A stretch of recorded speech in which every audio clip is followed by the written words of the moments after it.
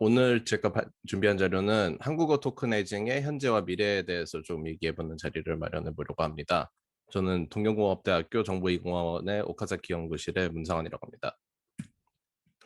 일단 저 박사 학생은 아니고요. 사실은 저 전업 엔지니어고 파트타임으로 박사를 하고 있습니다. 연구하고 대학원은 취미생활로 하고 있고요. 현재 동경공업대학교라고 학교 이름 좀 이상한데 그 공과대학 전문 대학 대학교에서 지금 박사 과정을 하고 있고 이제 박사 연구 태반은 뉴럴 트랜스퍼 러닝입니다. NLP 도메인에서 특히 이제 CJK 쪽에 좀 더 집중해서 보고 있고요. 어제까지는 오드 컨셉이라는 스타트업에서 엔지니어링 본부장을 했고 모레부터는 다른 회사로 전직을 하게 됐습니다.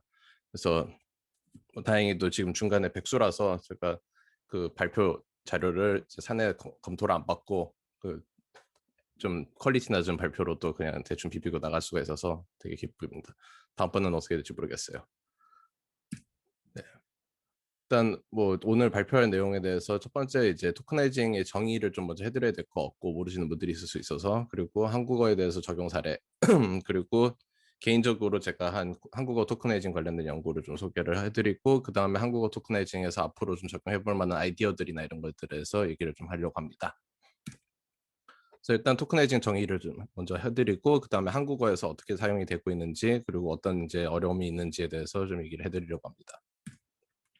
먼저 토크네이징이라는 게 뭐 크게 말해서는 이제 그 문자열을 특정 규칙에 의해서 토큰이라는 어떤 단위로 분리하는 이제 과정이고 이게 이제 자연어 처리에 있어서 알고리즘의 입력 직전에 반드시 이루어지는 어떤 필수적인 과정입니다. 물론 뭐 토크네이징이 뭐 문자열 단위로 하면은 이제 문자 하나가 이제 토큰이 되는 거고 뭐 이런 식이 되는데 제일 많이 쓰는 케이스는 이제 그냥 공백으로 분절을 하는 게 가장 이제 간단한 방식이죠. 그래서 이제 공백이 있거나 아니면은 이제 뭐 개행이라든가 공백이라든가 아니면 이제 구두점 같은 거로 분리를 하는 게 이제 영어권에서는 가장 많이 씁니다.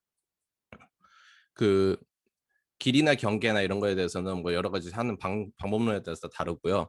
그리고 이제 대부분 언어는 그냥 공백으로 때리면은 가능합니다. 그리고 공백하고 나서 뭐 그다음에 이제 레메타데이션을 하는 이런 과정들이 좀 들어가기도 하는데 일반적으로는 공백으로 다 가능합니다. 이제 저희가 쓰는 한국어는 그게 안 됩니다. 좀 이따 설명을 해드릴게요. 그래서 저희가 쓰는 이제 한국어라는 언어는 이제 그 스크립티어 컨티뉴어라는 언어의 개념을 갖고 있습니다. 그래서 이게 기본적으로 띄어쓰기가 그 형태소 단위도 아니고 단어 단위도 아니고 되게 애매하게 어절이라고 하는 단위로 있는데 이 어절이라는 거는 되게 길기도 하고 짧기도 하고 그래서 그리고 이 띄어쓰기 같은 게 좀 자유롭게 좀 자유분방하게 사용되다 보니까 이거를 이제 분절하는 게 대단히 어려워요. 그래서 이제 일반적으로 데이터셋 기반으로 해서 어떤 모델을 만들어 가지고 그거 갖고 분절을 하게 됩니다. 서브워드 이전에는 일단 한국에서 표준으로 썼던 거는 형태수 기반으로 분절을 하는 거를 표준으로 썼습니다. 그래서 뭐 많이들 써보셨을 코엔엘파이 같은 경우가 다 형태수 기반이고 이제 뭐 그 외에도 이제 카이 같은 것도 있죠. 코엔엘파이에 지금 구현이 안 돼 있는. 이게 사실 되게 많이 이제 간과되는 건데 전이학습이라는 이제 최근에 이제 동향에 있어서는 최종 평가 성능을 좌우하는 가장 중요한 요소이기도 합니다. 왜냐하면은 토크네이징이 엉망이면은 성능도 엉망이에요. 그래서 다국어 버트, 멀티lingual 버트 같은 경우는 한국어에서 성능이 거지 같은 모델로 되게 유명한데 이거는 사실 근본적인 원인은 토크네이징 문제입니다. 그래서 이거에 대해서 제가 이제 개선안을 좀 제안한 게 나중에 좀 소개가 될 거예요.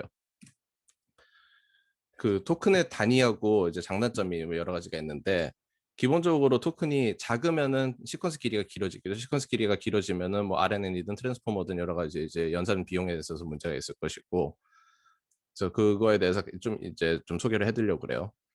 기본적으로 토큰은 어절 뭐 이제 제일 쉽게 그리고 형태소 서브워드 그리고 서브워드 비스무리한 거 음절 그리고 그보다 더 작은 단위 이제 바이트 같은 경우가 되겠죠. 이런 형태로 분절해서 사용이 가능합니다.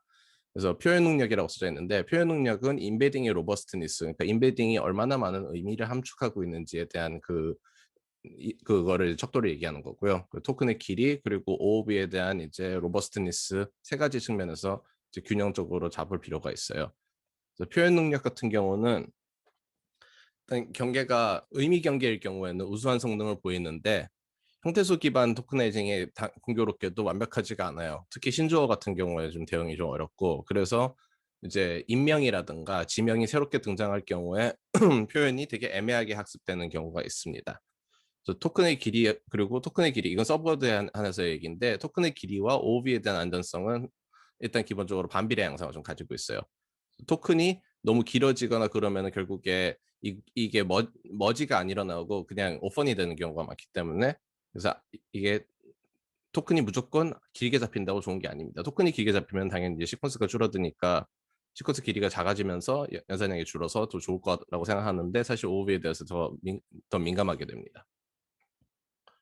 그리고 이제 토큰은 또 지나치게 줄여버리면은 표현이 가질 수 있는 그 인베딩이 가지고 있는 의미가 줄어들어 버리고 결국 컨텍스트 그 어텐션에 대한 의존도가 높아지죠. 트랜스포머 모델 같은 경우는 뭐 RNN도 마찬가지겠지만은 RNN 같은 경우는 그리고 망각의 문제가 또 있습니다.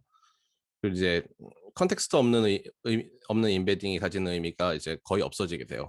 왜냐면은 토큰이 작아지면은 음절 하나만 있거나 음절 두 개만 있거나 나는 나 이거는 이런 단어가 되는데 는 학교에 갔다 이렇게 했을 때 학 하나만 봤을 때는 의미가 없을 경우가 되게 많아요. 그래서 이제 이슈들이 좀 있죠. 알고리즘이 뭐 여러 가지가 있는데 제가 단순하게 어절 단위로 자르려면은 파이썬으로 그냥 스플릿이라는 함수를 쓰면 됩니다. 그리고 형태소 기반으로는 여러 가지 알고리즘들이 있고 뭐 꼬꼬마 한나눔, 코모라는 요새 자바 기반이라서 많이들 안 쓰이긴 하는데 이런 것들이 있고 이제 오픈 코리안 토커나이제이션, 맥캅 그리고 카이 이게 좀 많이 쓰이는 거고 이 외에도 최근에 등장한 게 한 두 개, 세 개 정도 더 있어요. 제가 써보질 않아서 여기 기록은 안 했습니다. 그 가장 많이 쓰는 건 사실 맥캅이에요. 일단 속도가 빠르고 유저 사전 커스터마이징이 상대적으로 수월해서 가장 많이 쓰고 있고 그 외에 이제 다음엔 서브워드라는 게 이제 최근에 많이 사용이 되고 있는데 이제 스타트는 이제 2015년도 샌리치 논문에 MT 논문에서 나온 BP라고 하는 알고리즘. BP 자체는 되게 옛날 알고리즘이에요. 1996년도 알고리즘이에요. 그런데 압축을 하기 위한 알고리즘입니다. 그거를 갖고서 이제 MT에도 적용해 보니까 잘 되더라. 그래서 그거로 파생된 연구들이 좀 있습니다. 그 외에 이제 라이브러리 뭐 허깅 페이스에서 제공하는 거, 패스트 BP, 유토큰 투미 이거는 저기 V 콘탁테라고 그 러시아 페이스북에서 만든 거고요.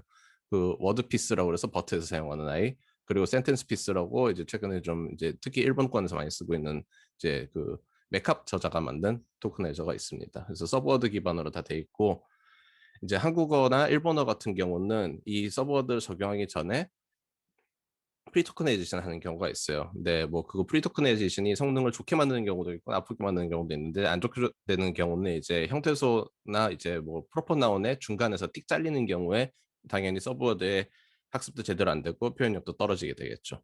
그리고 이제 또 하나 단순한 방식이 음절. 그러니까 한 글자 자르는 음절이라고 써져 있지만은 영어에서는 이제 캐릭터 레벨이 되겠죠. 그리고 그 외에 이제 BBP에서 바이트 레벨 바이트표 인코딩인데 얘는 이제 유니코드 글자 단위가 아니라 그 이하의 바이트 레벨로 쪼개는 거 이거하고 비슷한 거로 이제 길리기 2010년에 제안한 바이트라는 게 또 있습니다. 그리고 이제 패스트 텍스트라고 하는 게 좀 특이한 케이스인데 서브워드 기반인데 얘는 해싱이라고 하는 이제 트릭을 쓰기 때문에 일반적인 방법과 좀 다르다고 생각을 해요. 그래서 이런 방법론이 또 있고 그래서 뭐 일단은 유니코드 문자 이하의 단위로 가면은 이제 여러 가지 좀 특이한 알고리즘도 있습니다. 그 외에 이제 뭐 CNN을 이제 백본으로 써가지고 했던 뭐 장 같은 경우가 또 있어요. 그래서 이제 사전 분절이라고 하는 개념을 제가 아까 얘기를 했는데 사전 분절 프리토크나이제이션 이제 서브워드 기반 기법의 경우는 사전 토크나이징이나 전처리를 갖고서 알고리즘을 좀 더 성능을 올리는 그런 케이스들이 있습니다. 그래서 뭐 자장 잘 모르시는 잘 이제 모르고 계시지만은 프리 토크나이징이 필요한 경우가 이제 버트예요. 버트 같은 경우는 기본적으로 워드피스는 단어 단위로 알고리즘이 움직이기 때문에 어절 단위로 먼저 분절을 합니다. 그래서 어절 단위라는 게 뭐 화이트 스페이스로 한번 분절을 한 다음에 그 다음에 워드피스라는 알고리즘을 적용을 해서 학습을 하게 됐고 공교롭게도 이게 완벽하게 지금 그 공개되어 있지는 않아요. 그래서 어떻게 동작한지는 며느리도 모릅니다. 이게 좀 특이한 거 하나가 논문에 공개가 안 된 내용인데 중국어랑 일본어 같은 경우 한자가 사실 이제 경우의 수가 너무 많다 보니까 얘들이 이제 편법을 썼어요. 그 워드피스의 사전에서 한자에 대해서만은 무조건 그냥 한 글자로 다 처리하게끔, 그래서 문자 단위로 토크나이징이 됩니다. 근데 만만치 않게 그렇게 글자 수가 많은 한국어 같은 경우는 이게 적용이 안 돼 있어요. 물론 한국어 적용한다고 별로 뭐 도움은 안 되겠지만 한자 같은 경우는 의미를 포함하고 있기 때문에 이런 좀 특이사항이 있습니다. 이제 일본어 같은 경우는 이제 형태소 기반으로 이제 분절을 한 다음에 그 다음에 서버도 학습시키는 게 되게 일반적으로 쓰이고 있었고, 사실 와트 같은 데에서 보면은 그 평가하는 방법이 사전 분절을 쓰는 거를 기반으로 합니다. CJK 중에서 그 전부 다 그렇게 돼 있어요. 그래서 이제 뭐 일본어 같은 경우는 카이티아를 기반으로 이제 평가를 하게 됩니다. 근데 대부분 이제 많이 쓰는 게 이제 메캅 많이 쓰고, 그리고 주만 플러스 플러스로 잘 안 알려졌는데 되게 훌륭한 토큰나이저가 또 하나, 형태소 분석기가 또 하나 있어요. 그래서 이게 지금 아직 뭐 이제 일본어 외에는 잘 안 쓰이고 있는데 일본어에서도 많이는 안 쓰입니다. 근데 왜 이게 좀 이따 이제 논의가 될 거예요.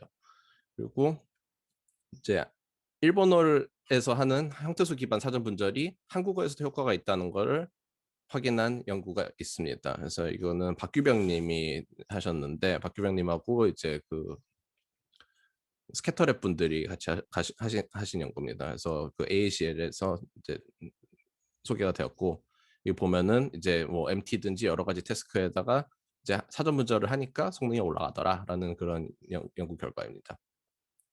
그 외에 이제 제가 한 연구로 이제 전처리로 이제 잠호 단위 분해한 다음에 BP를 학습하는 그런 기법이 또 제안된 바가 있습니다.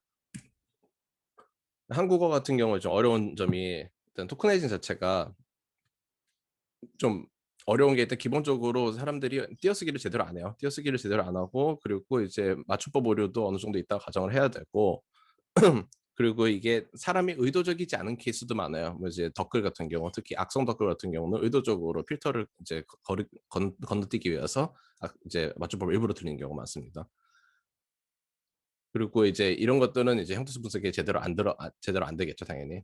근데 의미 있는 단위로 자르려면 우리는 형태수 분석기가 필요해요. 대부분 케이스에는. 근데 형태수 분석기 같은 경우는 이런 이제 맞춤법 오류라든가 이제 신조어 같은 거에 되게 굉장히 취약하죠. 그래서 이제 이 형태수 분석기 자체를 학습하는데 방법론이 이제 세종이라는 코퍼스를 쓰게 되는데, 이게 이제 제약이 있습니다. 그래서 이걸 좀 일단 이제 문제점을 좀 얘기를 해드릴 건데, 근데 이거를 이제 그냥 무식하게 그러면 서브워드로 하면 어떨까라고 하면은, 서브워드로 그냥 할 경우에 이제 글자 수가 많다 보니까 서브워드 기반 방법론들이 이제 나이스하게 되지는 않아요. 그리고 이제 따지고 보면은 사실 중국어보다도 어떻게 보면 더 어려운 서브워드 알고리즘에서 언어입니다. 앞에 얘기했던 이제 그 형태소 기반 토크나이제이션의 어떤 문제점이, 지금 현재 한국에서 어떻게 보면 표준으로 쓰이고 있는 메캅이라는 아이가 있는데, 메캅은 사실 메캅을 약간 변형한 메캅 코어라고 은전한 입이라는 토크나이저가 사용되고 있습니다. 그래서 얘는 이제 세종 코퍼스를 이용해서 학습을 했고, 세종 코퍼스는 조금 이제 좀 오래된 데이터셋인데 이걸 기반으로 해서 학습을 했고, 이 중에서 전부를 쓴 게 아니라 일부를 사용한 것으로 추정이 됩니다. 왜냐하면은 메캅은 그 정도 대량의 데이터를 학습을 못 시켜요. 그 2018년 7월 마지막으로 출시를 했고, 그 뒤로는 지금 업데이트가 안 되고 있습니다. 근데 여기서 지금 문제점이 뭐냐면은, 이제 신조어나 이런 걸 대응하기 위해서 코퍼스를 업데이트를 하거나 뭐 이런 이제 과정들이 필요한데, 최종 코퍼스는 수정하고 재배포가 엄격히 금지가 되어 있습니다. 이걸 이제 시도한 케이스가 있는데, 문종이라고 하는 프로젝트에서 카카오에서 한 건데요. 이게 결국에는 실패를 했어요. 그래서 거절을 당했고, 결국에는 세종 코퍼스의 수정본들이 여러 기업의 내부에 이렇게 존재를 하고 있고, 그게 전혀 공개가 안 되고 있습니다. 세종 코퍼스 오류가 분명히 존재함에도 그거를 전혀 공유를 못 하고 있고, 세종 코퍼스는 옛날 공개한 최초 버전 기준으로 그냥 그대로 쓰고 있습니다. 그러다 보니까 당연히 신조어에 대해서, 새로운 인명에 대해서 대응이 안 되고 있어요. 마찬가지로 모두의 말뭉치 또한 이런 이제 라이센스 제약이 있습니다. 근데 이제 이 라이센스 문제 때문에 사실 형태소 기반 토크나이징이 어느 정도 이제 발전이 좀 정체돼 있어요. 그래서 이거에 대해서 사실 좀 오늘 좀 문제점을 좀 제기를 하고 싶었고, 에 대해서 이제 어느 정도 이제 미래에 어떤 식으로 개선하면 좋겠다라는 이제 얘기를 좀 하려고 합니다. 개인적으로 한 연구를 좀 소개를 해드릴게요. 이건 여기서 좀 흐름이 조금 벗어나긴 하는데 한국어 관련이라서. 그래서 일단 아까 얘기해드렸던 잠호 기반 서브워드가 있는데, 이게 많이 알려진 논문은 아닙니다.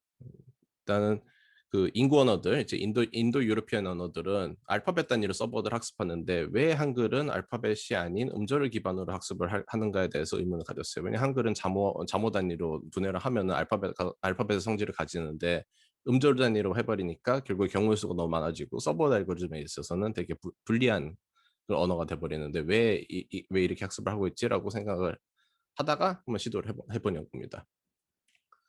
이게 어느 정도냐면은 이제 KSC 5601-1987이라고 옛날에 이제 도스 시절 썼던 표준이 있는데 이게 한 2,000자 정도 돼요. 이거를 갖고서 이제 이음제 서버워드 모든 경우의 수를 구성하면 1,000만 서버워드가 넘어갑니다. 근데도 표현 못하는 것들이 좀 있어요.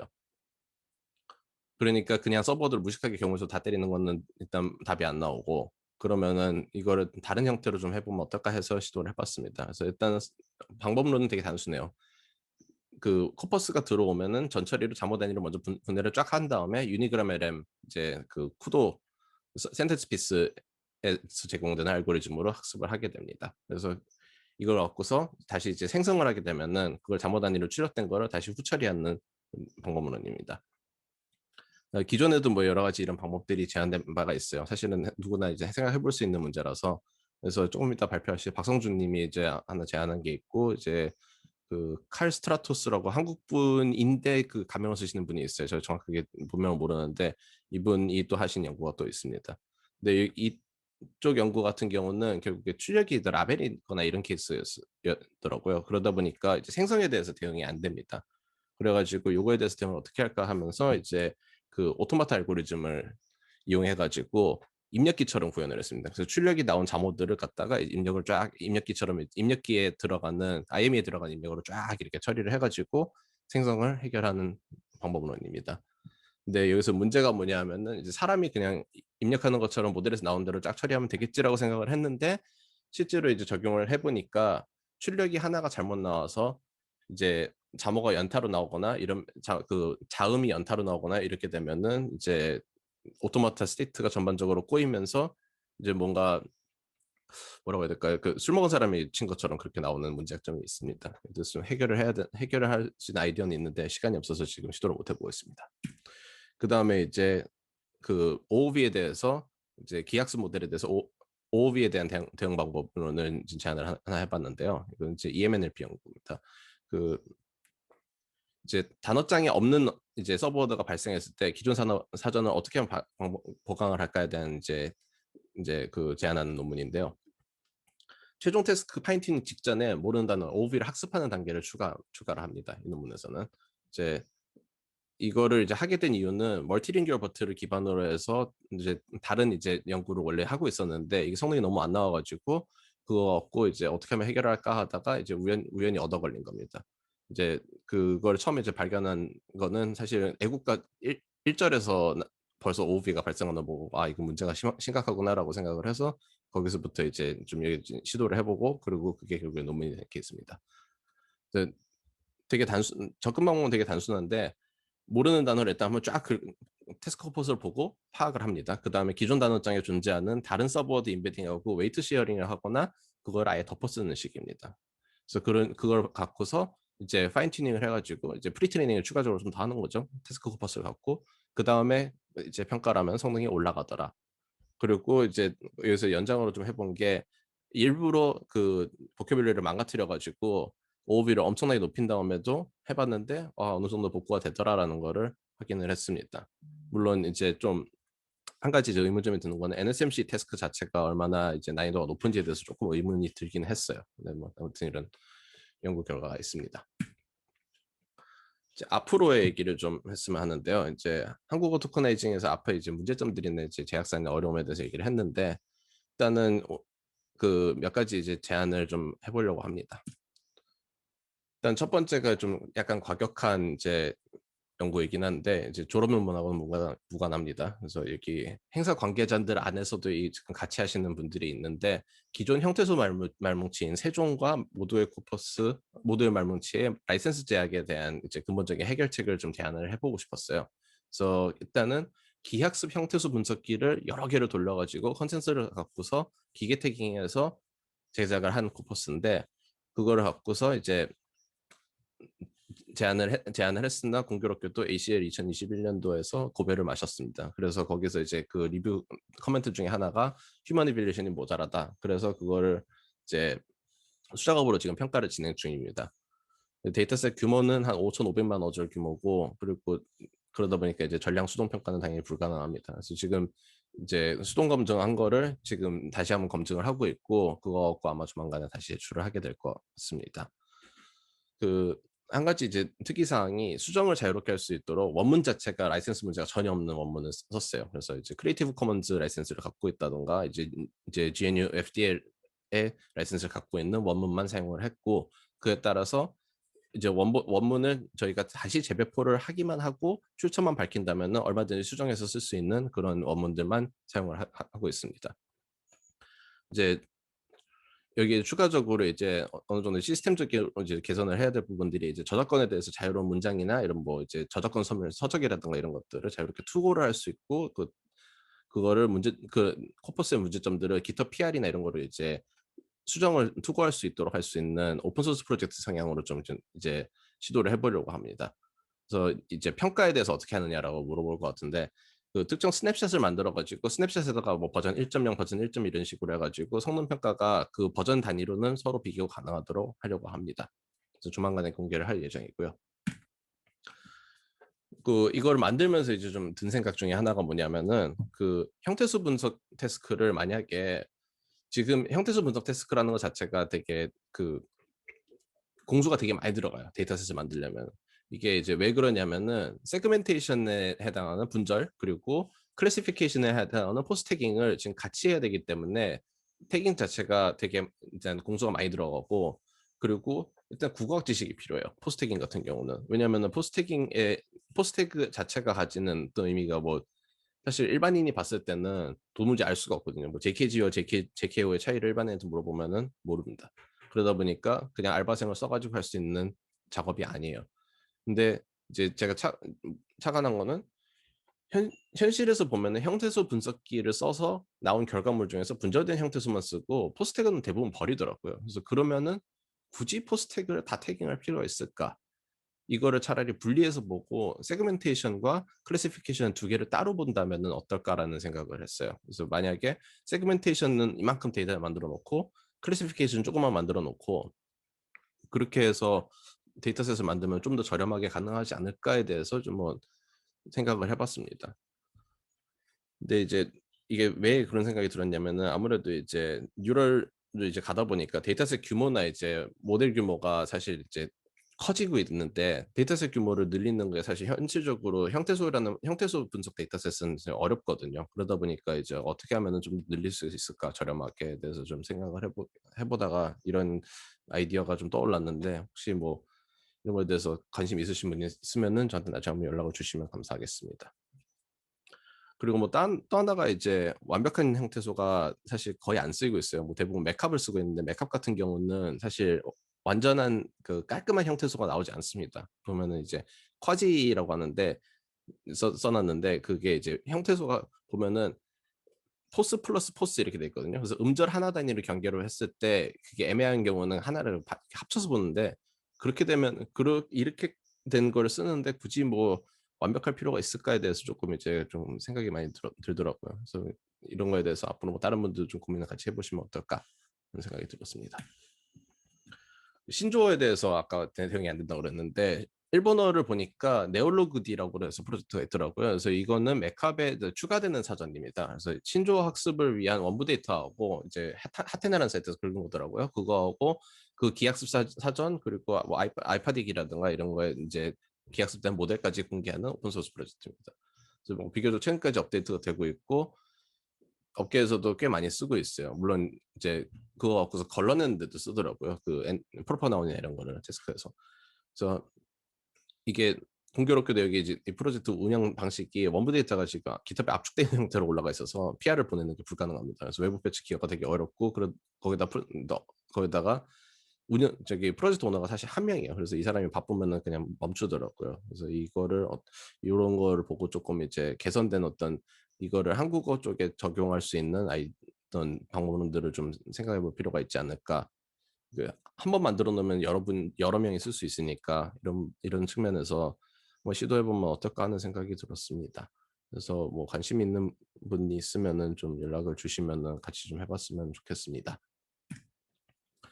그리고 마지막으로 이제 두서없는 다른 아이디어들인데 서버드 레귤레이션이라는 기법이 있어요. 많이 안 쓰고 있는데 이 서버드 레귤레이션을 한국어에 적용했을 때와 하지 않았을 때의 차이가 어떨까에 대해서 조금 깊이 들여다볼 필요가 있지 않을까. 그리고 이제 미분 가능한 토커나이제이션. 사실은 미분 가능은 아니고 서버드 레귤레이션에다가 그 태스크로스를 갖다가 여러 가지 토커나이제이션에다 입혀서 하는 형태인데 이런 방법은 한국어에 적용하면 좀 좋아질까 이런 것들이 좀 궁금했고요.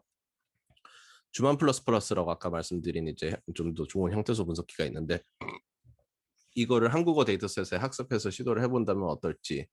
그리고 이제 제가 이전에 했던 연구에서 자모 기반 서버드에서 형태소 비스무리한 게 언슈퍼바이즈드로 나오더라고요. 그래서 이거를 좀 더 들여다볼 필요가 있을까에 대해서 좀 이제 생각을 좀 해보게 됐습니다. 그리고 이제 자모 기반 서버워드 아까 얘기해드렸던 술 취한 사람 문제 생성 모델에서 사용했을 때 다음 서버워드가 잘못 나오는 경우에 이에 대한 대책은 이것도 해결해야 될 문제고 그리고 바이트 단위에서도 같은 이슈가 있어요. 그러니까 유니코드에서 완성된 유니코드 글자가 나오기 전에 다른 바이트가 쭈르륵 나와버리면은 모지박해라고 그래서 이제 글자가 다 깨지는 한국어에서는 점속랩 같은 그런 현상이 일어납니다. 다른 게 최근에 이제 나온 연구가 클라게달 2021이라는 이제 해시 임베딩 기반 연구가 있는데 이런 것도 한번 시도를 해보면 어떨까 하는 생각을 했습니다. 그래서 이거는 그냥 이런 것들을 적용해보면 좋지 않을까 하는 생각이고 실제로 시도를 해보는 건 시간이 걸리니까 혹시 뭐 같이 하실 분들이 있으면은 언제든지 연락을 기다리겠습니다. 긴 발표였는데 들어주셔서 감사하고 저기 행사 후에 만약에 질문이 있으시면은 제 이메일 주소랑 트위터 아이디를 남겨놨습니다. 들어주셔서 감사합니다. 네, 상화님 발표 감사합니다. 혹시 청중 중에서 질문이 있으면 한 개 정도라도 한번 받아볼까요? 질문 문자로 보내주셔도 되고 볼륨 켜시고 질문하셔도 될 것 같은데 혹시 질문 있으실까요? 네네. 김성현님 켜시고 질문해 주시면 될 것 같습니다. 네, 안녕하세요. 혹시 목소리 들리실까요? 네, 들립니다. 잘 들립니다. 네. 저는 언어 모델 쪽에 관심이 많은 김성현이라고 하는데요. 저희 플루도 같이 작업했었고, 네. 네. 두 가지 여쭤보고 싶은 게 있는데 하나는 모르는 OOB 단어 학습해가지고 만드시는 부분이 올해 논문으로 제출하신 것 같은데 이거 관련해서 여쭤보고 싶은 게 있는데요. 네. 혹시 영어로 이미 만들어진 복획과 모델이 이미 존재한다라고 봤을 때 한국어를 OOB라는 관점으로 봐서 이 방식으로 추가해서 학습을 하면은 뭐 한국어, 영어 모두 가능한 모델로 변환될 가능성이 있을까요? 어려운 문제인데요. 그게 이제 여기 보시면은 일단은 OOB 학습하고 나서 프리 트레이닝을 추가적으로 합니다. 태스크 코퍼스를 네. 갖고서. 그래서 만약에 태스크 코퍼스를 갖고서 하게 되면은 일단은 태스크는 풀 수 있을 것 같은데 이제 바이링규얼 모델이 그렇게 나올 거라고는 저는 조금 회의적이에요. 만약에 OOB를 학습하고 나서 그걸 갖고서 뭐 바이링규얼 이제 태스크 코퍼스를 갖고서 학습을 한다면은 가능할 수도 있다는 생각은 드는데 일단은 태스크에 특화된 모델이 나오겠죠. 그렇게 되면은. 그러면 영어로 된 애가 한국어에 대한 분석이 가능한 뭐 이렇게 모델로 그러니까 탈바꿈 되지는 않을 것 같다는 말씀이실까요? 예, 서브워드 기반으로 했을 때는 사실 이 비슷한 연구가 이제 램플라고 뭐지 이름이 저기 뭐냐 언슈퍼바이즈드 머신 트랜슬레이션 쪽에서 이런 형태의 쓸 수 있는 아이디어들이 좀 제한된 게 있는데 만약에 임베딩을 온라인을 시켜가지고 붙이거나 이러면은 되지 않을까 하는 생각을 좀 들었어요. 근데 아마 어려울 거예요. 이거로 바이링규얼 모델을 좋은 모델을 만드는 건 쉽지 않을 것 같습니다. 태스크 하나를 녹이기 위한 모델을 만드는 건 가능한데. 네, 답변 감사합니다. 네, 짧게 하나만 더 여쭤볼게요. 하나가 네. 생성 모델을 자모 단위로 할 때 자모가 가지는 장점이 있을까요? 생성 모델을 잠오로 했을 때 가지는 장점은 이게 저도 별 쓸데 없겠구나라고 생각했는데 그 랭귀지 모델을 갖고 생성된 거를 갖고서 이제 스피치 신테시스를 한다거나 이런 경우에는 잠오 단위로 나눠져 있는 게 더 좋을 수 있다라는 그 다른 음성하시는 분들이 그런 얘기를 하더라고요. 아, 네, 그럴 수 있을 것 같네요. 네, 그거는 장점일 거 같고 생성 자체를 그거를 했을 때의 특장점은 사실은 생각을 해보진 않았습니다. 이제 음, 그전에는 생성이 불가능했던 거를 생성이 가능하게까지만 풀어놓고 그 다음에 이제 이게 가지는 생성에 대해서 특장점보다는 입력에 있어서 OOV를 최소화시키는 목적이 더 강했거든요. 네. 제가 이건 생성은 아니고 분석이었지만 잠오 단위로 할 때 초성, 중성, 종성을 다른 캐릭터로 여기게 해서 학습해 본 적이 있었거든요. 네. 그러니까 같은 기억이어도 초성 기억과 종성 기억이 다른 음절로, 그러니까 다른 자소로 분리되도록 그렇게 하면은 생성할 때 좀 오류가 좀 적지 않을까 하는 생각이 들었습니다. 네. 네, 맞습니다. 그렇게 하면 좀 줄어듭니다. 네. 답변 감사합니다. 네, 감사합니다.